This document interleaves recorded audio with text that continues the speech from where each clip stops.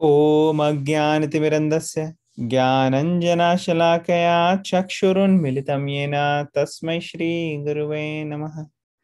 जय श्री कृष्ण चैतन्य प्रभु नित्यानंदा श्री अद्वैत गदाधर शिवासादि Gaura भक्तवृंद।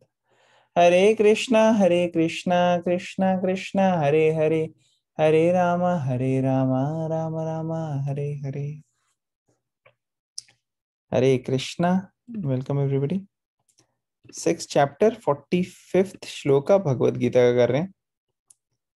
Please repeat after me. प्रयत्नाद्यतमानस्तु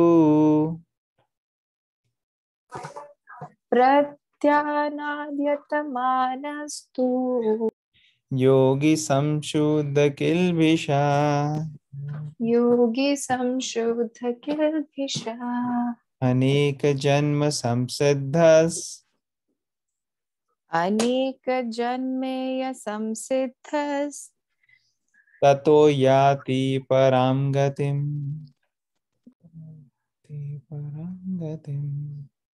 okay, translation पढ़ेंगे। वॉलंटियर करेगा ट्रांसलेशन पढ़ने के लिए? I can read, Prabhuji. Yes, Manji, go ahead. Translation.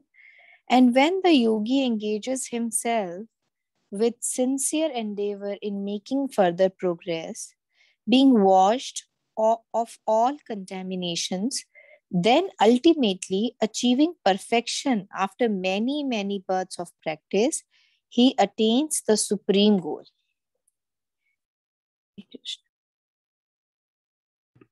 हरे कृष्णा। तो हम पर्पल भी पढ़ेंगे, फिर एक साथ डिस्कशन करेंगे। माता जी, आप कंटिन्यू करोगे? Okay, Prabhuji. A person born in a particularly righteous, aristocratic, and sacred family becomes conscious of his favorable conditions for executing yoga practice. With determination, therefore, he begins his unfinished task, and thus he completely cleanses himself of all material contaminations. When he is finally free from all contaminations, he attains the supreme perfection, Krishna consciousness.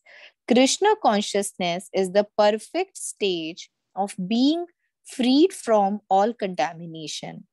This is confirmed in Bhagavad Gita 7.28.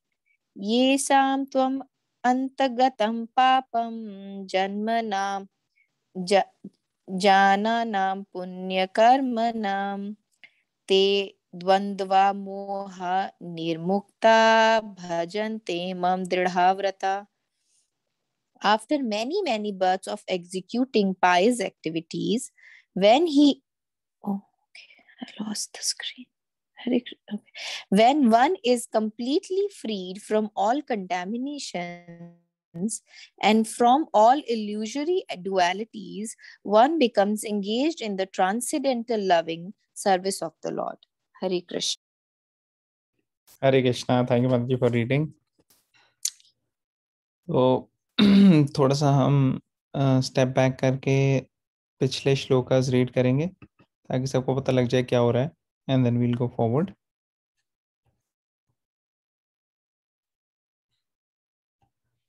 तो अर्जुन पूछ रहे हैं कृष्णा से कि अगर मैं unsuccessful रहा perfection पाने में, इस पर्टिकुलर पाथ को मैं फॉलो तो करूंगा, लेकिन अगर मैं परफेक्ट नहीं हुआ तो फिर मेरा क्या दशा होगी? I will miss out on material life also. Material life में भी मैं कुछ एंजॉय नहीं कर पाऊंगा और स्पिरिचुअल लाइफ में भी मेरा कोई सक्सेस नहीं मिलेगा। तो इसके लिए क्या क्या करें? तो उसमें कृष्णा यहाँ पे बता रहे हैं। तो कोई वॉलंटियर करेगा ये 40 से 45 श्लोकास की ट्रांसलेशन पढ़ने के लिए जो मैंने हाईलाइट किए? हरे कृष्णा, आई कैन रीड. हाँ, पढ़ो आप। Text 40. The Supreme Personality of Godhead said, Son of Parth, a transcendentalist engaged in auspicious activities does not meet with destruction either in this world or in the spiritual world. One who does good, my friend, is never overcome by evil. Text 41.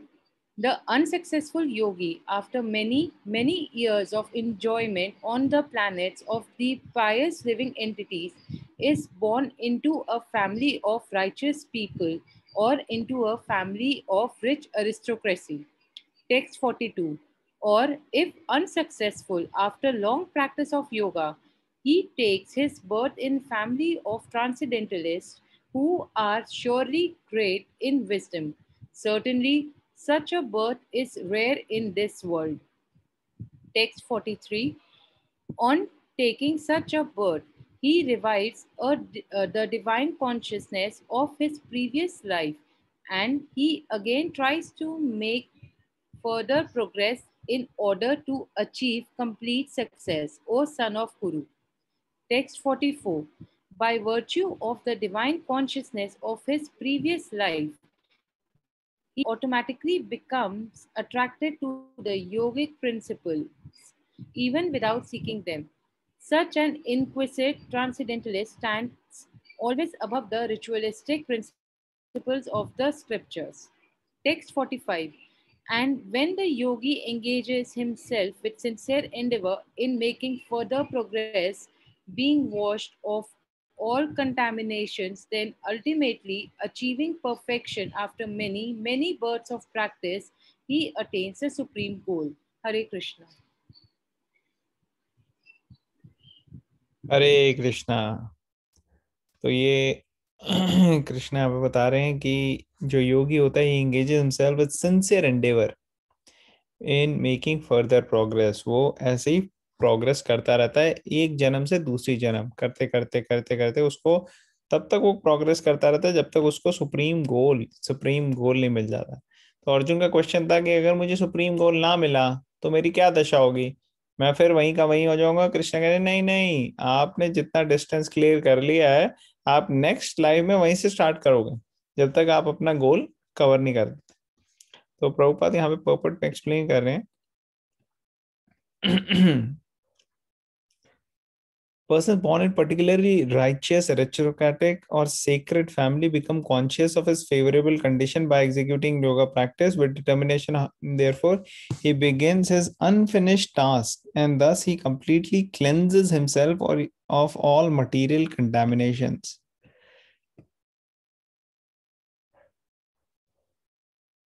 जो भी अंदर impure चीजें हैं वो सारी साफ हो जाती हैं जब हम प्रैक्टिस करते रहते हैं योगा, ये बताया जा रहा है हमें। और जब पूरी तरह से कंटेमिनेशन चली जाती है तो फिर पूरी तरह से व्यक्ति प्योर हो सकता है। फिर यहाँ पे एक कोट किया है भगवत गीता के 7 चैप्टर से, और यहाँ बताया गया है कि कैसे मेनी मेनी बर्थ्स, काफी जन्मों के बाद क्या होता है, पायस एक्टिविटीज करते हुए जब पूरी तरह से शुद्ध हो जाता है व्यक्ति, तो फिर वो एंगेज करता है भगवान की प्रेममयी सेवा में। तो अगर हम सीधा भगवान की प्रेममयी सेवा में लग जाएं तो हमें एक्चुअली जरूरत नहीं है कि नेसेसरली बहुत सारे जन्म लेने पड़ेंगे। अगर हम सीरियसली और सिंसियरली अपना डिस्टेंस कवर करते रहते हैं तो वो डिस्टेंस जो है उसके लिए हमारे को कम से कम जन्म लेने पड़ेंगे। एग्जाम्पल आता है ध्रुव महाराज का। आप लोगों ने किसी ने यहाँ पे ध्रुव महाराज की स्टोरी सुनी है? हाँ जी प्रभु जी। हाँ जी। और किसी ने? मैंने सुनी है बट आई डोंट रिमेम्बर।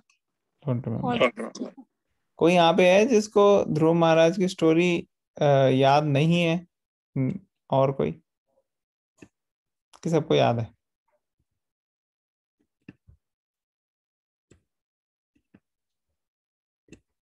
याद नहीं है। नहीं, याद नहीं है। याद नहीं है, ओके। तो ध्रुव महाराज जो हैं वो एक बहुत शक्तिशाली राजा के बेटे थे। पहले के टाइम की बात है बहुत।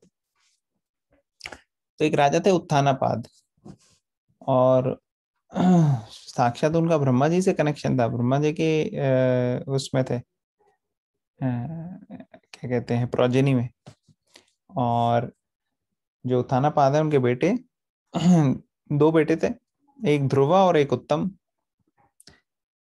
2 वाइफ थी, सुनिधि और सुरुचि। जो सुरुचि थी उनके गर्भ से हुआ उत्तम, और सुनिधि जो थी उनकी गर्भ से हुए ध्रुव। ये दोनों छोटे बच्चे थे।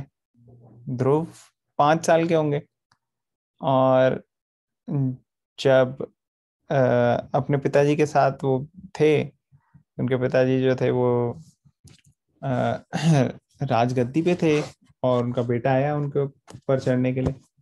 और तभी उनकी जो सौतेली माँ थी सुरुचि, वो बहुत क्रोधित हुई। उन्होंने कहा आप यहाँ पे नहीं बैठ सकते, आप एक छोटे से बच्चे हो, तुम यहाँ पे कहाँ कैसे बैठ सकते हो मेरे राजा की गोद में?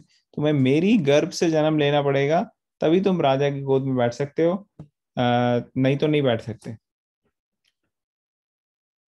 कहने का मतलब था कि तुम इस लायक नहीं हो कि तुम बैठ सको, क्योंकि तुम मेरे बेटे नहीं हो। तो ध्रुव जो है बहुत ज्यादा इंसल्टिंग लगा उनको, काफी इंसल्टिंग तरीके से बोला उनकी सौतेली माँ ने। और बड़े परेशान हो गए, अपने पिताजी की तरफ देखते रहे। पिताजी ने कुछ भी नहीं कहा, क्योंकि कुछ बोल नहीं सकते थे वो अपनी पत्नी के पीछे, क्योंकि ये जो उनकी पत्नी थी उनसे वो बहुत अटैच थे, आसक्त थे।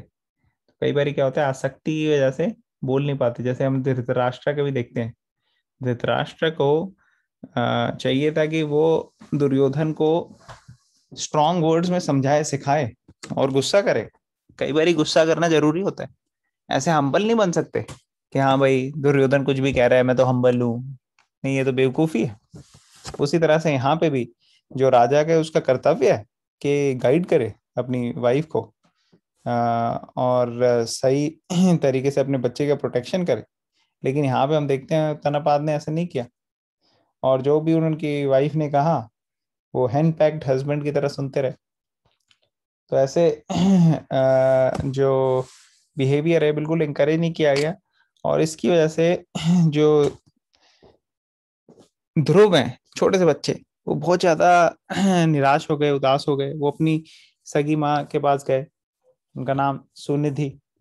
तो सुनिधि उनसे मिलके समझ में आया, और सुनिधि को उन्होंने कहा मैं तो देखो ज्यादा कुछ कर नहीं सकती, क्योंकि आपके पिताजी जो हैं वो ज्यादा अटैच्ड हैं आपकी सौतेली माँ से, तो इसलिए वो मेरी तो सुनेंगे नहीं।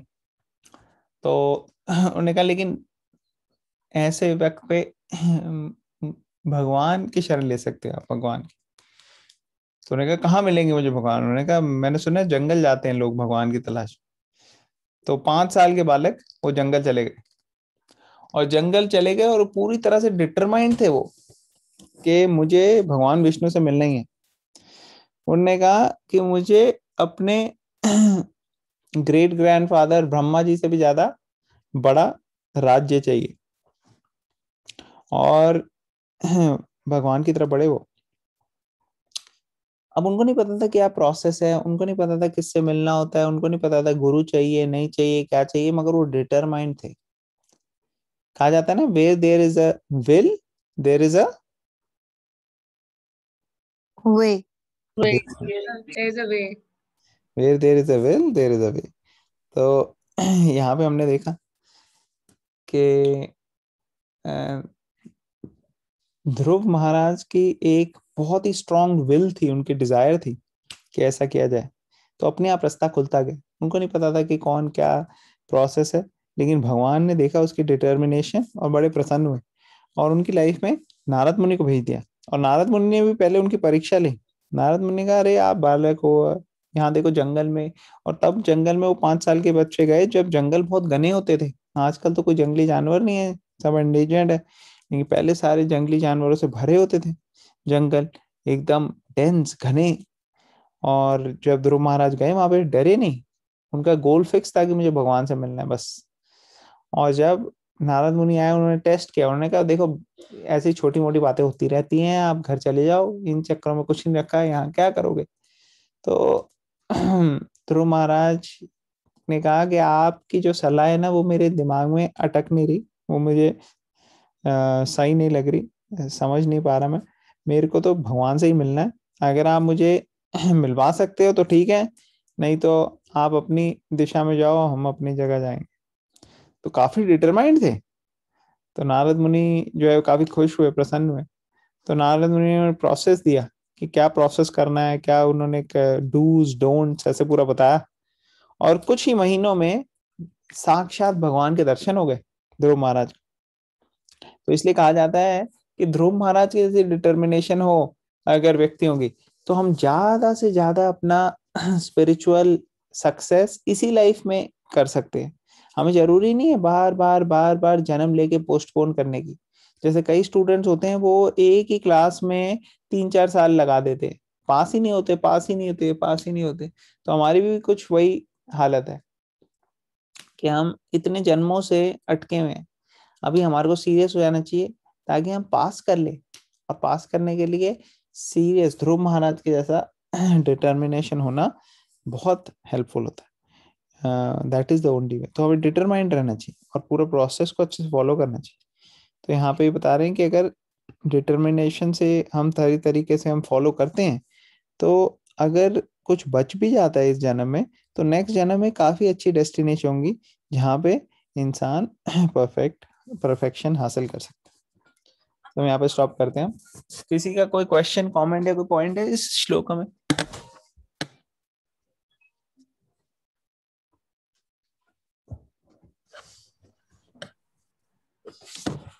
अतुल, मैंने लेट ज्वाइन किया था। हरे कृष्णा। अरे ये ध्रुव के फादर धृतराष्ट्र थे। नहीं, उत्तानापाद। मैं वो वाला पार्ट नहीं समझे। वो आप जो बता रहे थे ना कि हाँ, मैं ये कह रहा था कि जो ध्रुव हैं उनके पिताजी उत्थानापाद हैं, और जब ध्रुव को उनकी सौतेली माँ ने अपशब्द कहे, बुरी तरीके से डील किया, तो वो अपने पिताजी की तरफ देख रहा था और पिताजी ने उसको सहानुभूति देके कुछ वो नहीं किया। अच्छा, धृतराष्ट्र से कुछ कनेक्शन नहीं है। मेरे को पता नहीं क्यों पहले एक बार सुनाई दिया मेरे को, उनसे कुछ कनेक्शन हाँ, नहीं है। नहीं वही मैं बता रहा हूँ कि अच्छा। उत्थानापाद जो हैं उन्होंने बिल्कुल ध्रुव को हेल्प नहीं किया। और द रीजन इज, इसका कारण ये है कि वो बहुत आसक्त थे। He was very attach to his wife. तो अपनी वाइफ को कुछ बोलना नहीं चाहते थे। जो भी उनकी वाइफ कर रही थी, गलत भी तरीके से डील कर रही थी अपने सौतेले बेटे के साथ, तो वो उत्थानापाद जो है वो अपने पिता का कर्तव्य जो है वो नहीं निभा रहे थे, क्योंकि वो आसक्त थे, अटैच थे। किससे? अपनी सौतेली वाइफ से बहुत ज्यादा। अच्छा। तो उसी तरीके से धृतराष्ट्र जो थे वो बहुत ज्यादा आसक्त थे दुर्योधन से, कि दुर्योधन जो भी गलत चीजें करता था उसको सही नहीं करते थे, और करने की कोशिश भी करते थे तो भी अटैच होकर उसको पनिश कभी नहीं करते थे। तो ये अटैचमेंट जो है ये कई बारी हमें सही तरीके से अपने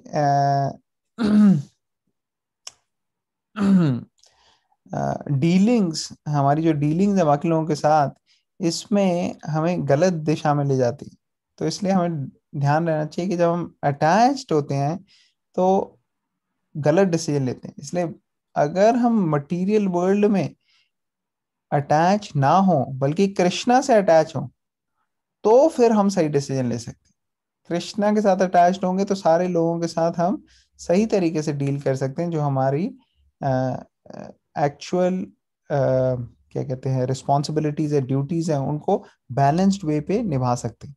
अदरवाइज अगर हम एक से अटैच्ड हो जाते हैं तो कई बार ड्यूटीज पे कॉम्प्रोमाइज हो जाते हैं, क्योंकि हम बॉडीली लेवल पे अटैच होते हैं, सोल के लेवल पे अटैच नहीं होते। सोल के लेवल पे अगर हम अटैच होंगे तो सामने वाले को सही तरीके से गाइड करेंगे, हेल्प करेंगे। ठीक है ना? Thank you. Thank you. और किसी का कोई क्वेश्चन, कमेंट, कोई पॉइंट?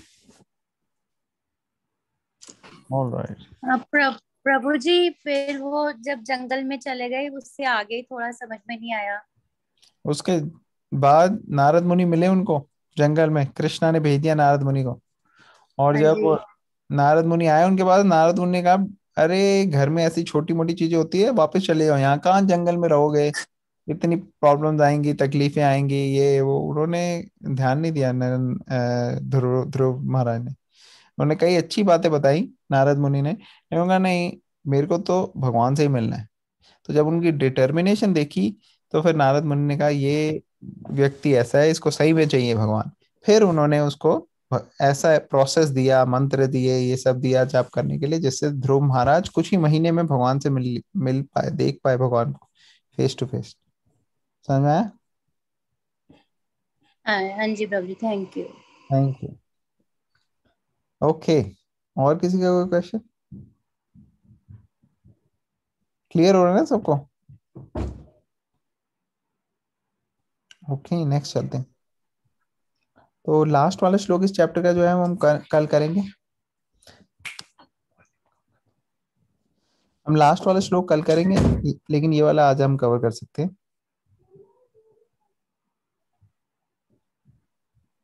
तपस्विभ्योऽधिको योगी, तपस्विभ्योऽधिको योगी ज्ञानिभ्योऽपि मतोऽधिका, ज्ञानिभ्योऽपि मतोऽधिका कर्मिभ्यश्चाधिको योगी, कर्मिभ्यश्चाधिको योगी तस्माद् योगी भवार्जुन। तस्मात् योगी भवार्जुन। ओके, तो कौन पढ़ेगा translation? I can read, Prabhuji. हाँ पढ़िए मतलब। A yogi is greater than the ascetic, greater than the empiricist, and greater than the fruitive worker. Therefore, O Arjun, in all circumstances, be a yogi. Purport, please. When we speak of yoga, we refer to linking our consciousness with the supreme absolute truth.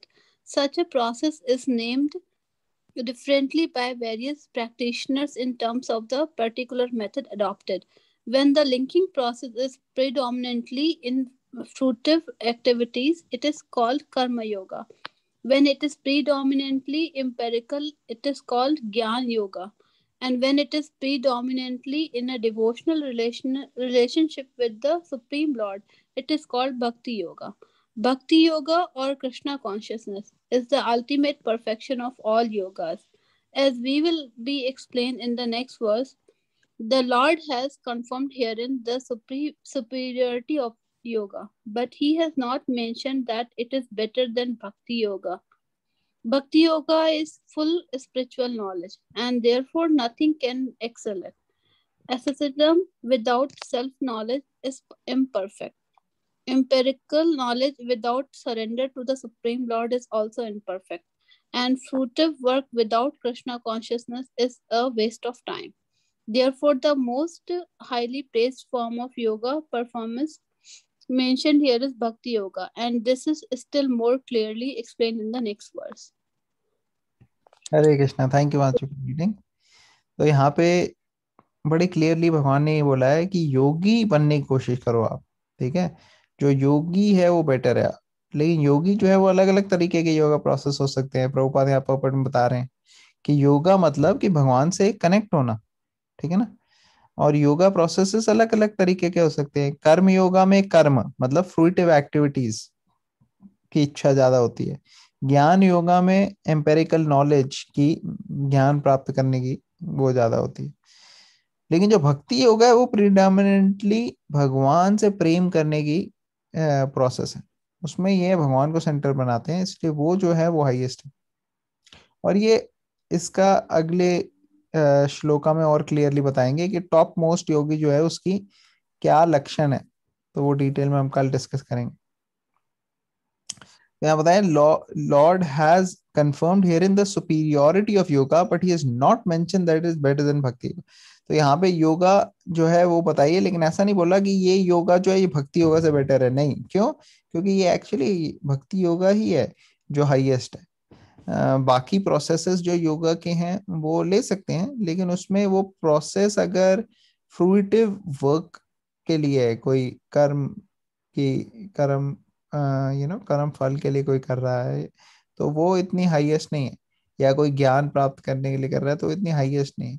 कोई अष्टांग योगा के लिए कर रहा है तो वो इतनी highest नहीं है। यहाँ पे क्लियरली बता रहे हैं कि योगी बेटर है। तो ये कौन सा योगी है? एक्चुअली हाईएस्ट योगा की बात हो रही है जो कि भक्ति योगा है। तो वो आगे वाले श्लोका में और क्लियर हो जाएगा।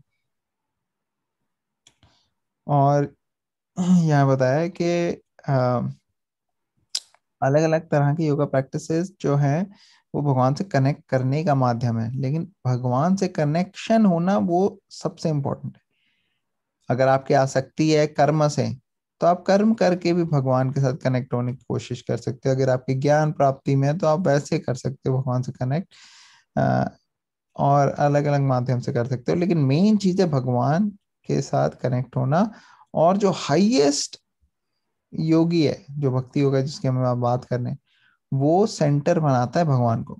बाकी सारी चीजों को वो यूज करेगा, ज्ञान प्राप्ति को या कर्म करने को, उन सबको यूज करेगा, लेकिन सेंटर उसके भगवान होंगे, सेंटर वो चीज नहीं होगी।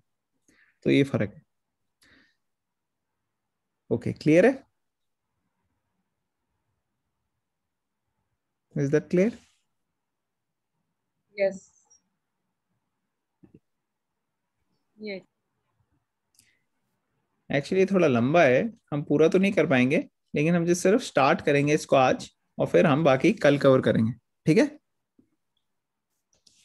क्योंकि कनेक्टेड ही है इसलिए हमको कर लेना चाहिए, और ये श्लोका बहुत इंपॉर्टेंट भी है। तो 6.47 पढ़ना है, प्लीज रिपीट।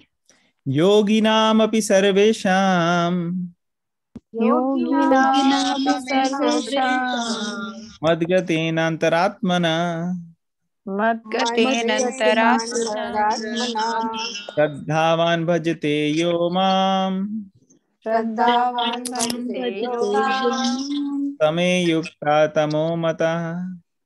समे युक्ता तमो मतः।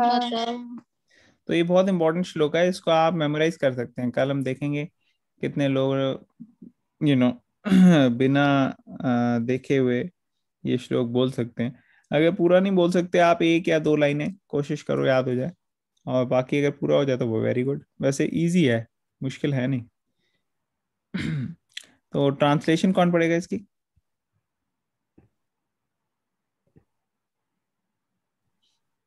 I can read, Prabhuji. हाँ माता जी पढ़ो आप। All of and all and of all yogis, the one with great faith who always abides in me, thinks of me within himself and render transcendental loving service to me. He is the most intimately united with me in yoga and is the highest of all. That is my opinion. Okay, thank you. तो यहाँ पे clearly बताया गया है कि कई सारे yoga process है, हमने डिस्कस किया ना, कि सभी योगाओं में से कौन है highest? One with great faith who always abides in me, thinks of me with in himself, हमेशा भगवान का चिंतन करता है, जो भगवान की सेवा में लगता है, renders loving service to me, he is most intimately united with me in yoga, वो मेरी तरह पूरी तरह से कनेक्टेड रहता है। और ऐसा योगी जो है ये हाईएस्ट है। देखो कहीं भगवान ऐसे नहीं कर रहे कि ये जो ऐसा योगी हाईएस्ट है जो जिम्नास्टिक अच्छे से कर लेता है, जो सर के बल खड़ा हो जाए, या कोई पैर हाथों के बल चलने लग जाए, ऐसा कहीं लिखा है? कहीं लिखा नहीं है ऐसा। या कोई मैजिक करने लग जाए, कोई सोना निकाले अपने मुंह से, ये सब नहीं लिखा यहाँ पे। कृष्ण ने कितनी क्लियरली बताया कि कौन है टॉप मोस्ट योगी। और एक्चुअली जब हम संपर्क में आते हैं ऐसे लोगों के जिनमें ये क्वालिटीज हों, तो हमें इमीडिएटली जो है पता लग जाता है कि कैसे ये व्यक्ति ही है जो हाईएस्ट है, जो हाईएस्ट योगा को फॉलो कर रहे हैं। क्योंकि ऐसे व्यक्तियों के संपर्क में आने के बाद हमारे हृदय में भी ऐसे चेंजेस आने लग जाते हैं कि हम भी भगवान के बारे में चिंतन कर पाते हैं, उनकी सेवा में लग पाते हैं, ये चीज समझ पाते हैं, और इस चीज में हमारा और ज्यादा डीप इंसाइट हो पाता है। अदरवाइज क्या होता है कि हमें लगता है ऐसे व्यक्ति तो एग्जिस्ट नहीं करते शायद, क्योंकि हमारे कभी संपर्क में नहीं आए ऐसे लोगों। तो ये श्लोका जो है इसको डिटेल में कल हम डिस्कस करेंगे। और यहाँ क्लियरली लिखा है श्रद्धावान भजते यो माम। तो भक्ति योगा का स्पेसिफिकली यहाँ पे बताया गया है कि जो भजते हैं भगवान को। भजना मीन्स भक्ति योगा का प्रैक्टिस करना, जो प्रेममयी सेवा करते हैं, डिवोशनल सर्विस। तो ये हम डिस्कस करेंगे प्रभुपाद स्टार्ट भी इसी से करते हैं, पर्पट भजते वर्ड से। तो ये बड़ा नोटवर्दी है। कई बार ये लोगों को समझ में नहीं आता योगा जो है उसका क्या गोल है। तो भगवत गीता में कृष्णा ने क्रिस्टल क्लियर किया हुआ। ओके, तो अभी हम यहीं पे स्टॉप करते हैं। किसी का कोई क्वेश्चन, कमेंट है, कोई पॉइंट है?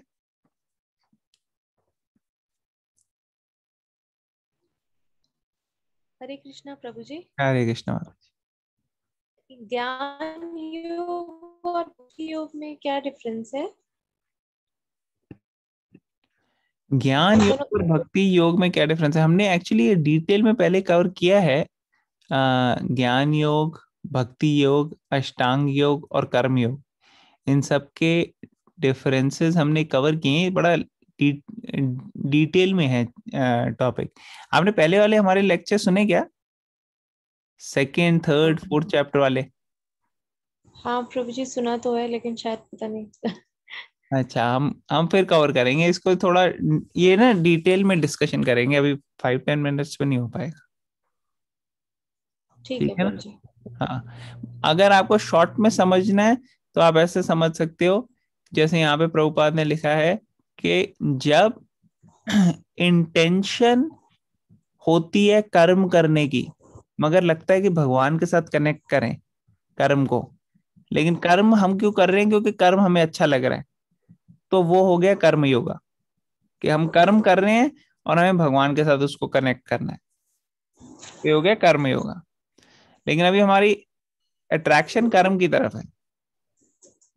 फिर अगर हमारे को इच्छा है, जैसे यहाँ पे दिया ना कर्म योगा के बारे में कि प्रीडोमिनेंटली फ्रूटिव एक्टिविटीज कर्म करने की इच्छा है, तो वो होगा इसमें। लेकिन अगर आपको एम्पेरिकल नॉलेज, ज्ञान प्राप्ति, शास्त्र को पढ़ना, वेद पढ़ने हैं आपने, ठीक है, आपको उसमें दिलचस्पी है और फिर आप उसको थोड़ा भगवान से कनेक्ट कर रहे हो, तो वो हो गया ज्ञान योगा। ठीक है ना? अब भक्ति योगा में क्या है कि एक्सक्लूसिवली भगवान से प्यार करने का प्रोसेस है ये। जैसे हमने कई बार एग्जांपल दिया ना, कि जैसे एक फैमिली मेंबर के साथ कैसे प्यार होता है, माँ को अपने बच्चे से प्यार है,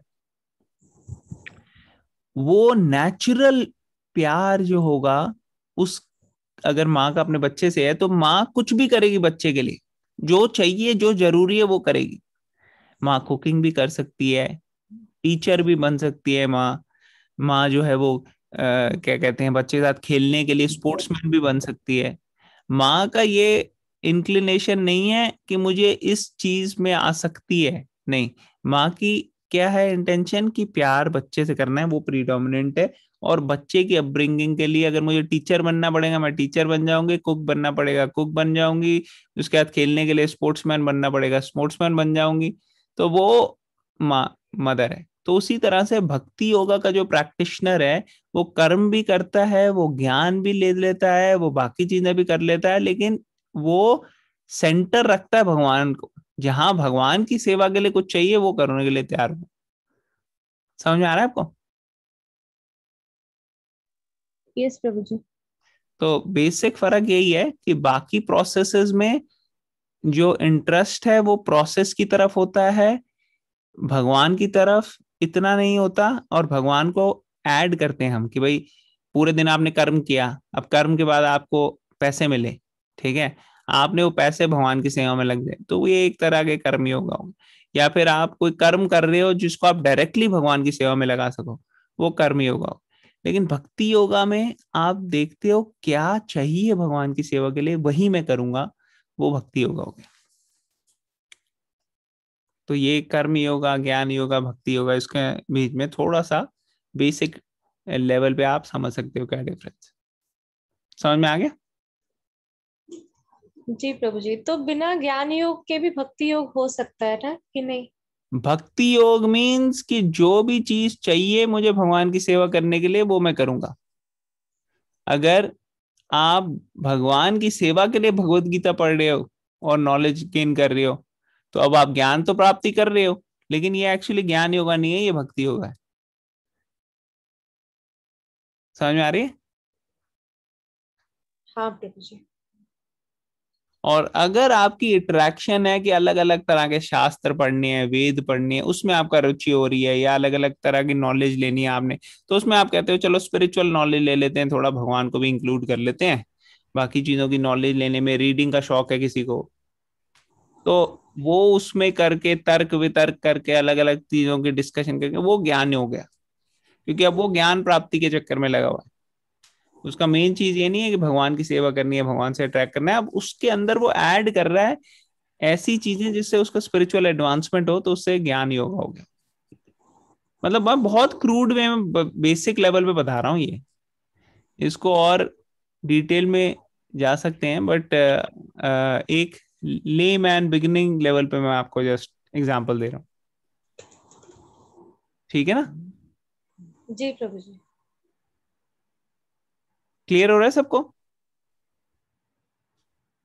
जी जी प्रभु जी। ओके। और किसी का कोई क्वेश्चन, कमेंट, कोई पॉइंट, कोई क्लैरिफिकेशन चाहिए किसी को, तो अभी आप पूछ सकते हैं। प्रभु जी मुझे एक डाउट था। हाँ बताइए। जैसे हम लोगों ने लास्ट वर्सेस में पढ़ा है कि जो भी मतलब भक्ति करते हैं वो नेक्स्ट बर्थ में आगे कंटिन्यू रहते हैं।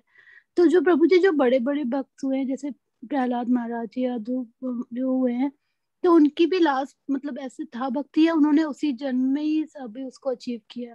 हाँ अच्छा क्वेश्चन है, ये हमने डिस्कस किया था एक दो क्लासेस पहले, मेरे को पता नहीं आपने ज्वाइन किया था कि नहीं। मे भी प्रभु जी मैंने मिस किया होगा। हाँ आपने मिस किया होगा। उसमें हमने डिस्कस किया था कि दो तरह के जीवा हैं। एक है जो कि बद्ध जीव हैं, कंडीशनड सोल्स, और एक है जो लिबरेटेड है, सिद्ध सिद्ध पुरुष है, मुक्त पुरुष, सिद्ध।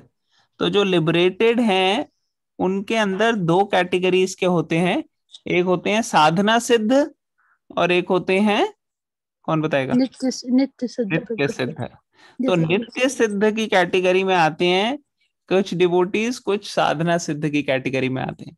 तो प्रहलाद महाराज जो हैं, या कुंती महारानी हो गई, अर्जुन हो गए, हनुमान जी हो गए, या जो आचार्य हो गए हमारे आते हैं, ये सब नित्य सिद्ध होते हैं। ये पहले से ही भगवान के जो है ओके प्रभु जी। एसोसिएट है। ठीक है ना? ओके प्रभु जी। ये थैंक बर्थ यू। से ही जो है लिबरेटेड है, उससे पहले। Okay great question. और किसी का कोई question?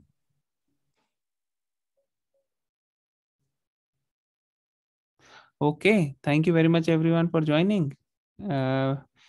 Very very sorry for the delay today. तो अभी हम हरे कृष्णा महामंत्र करेंगे 11 टाइम्स।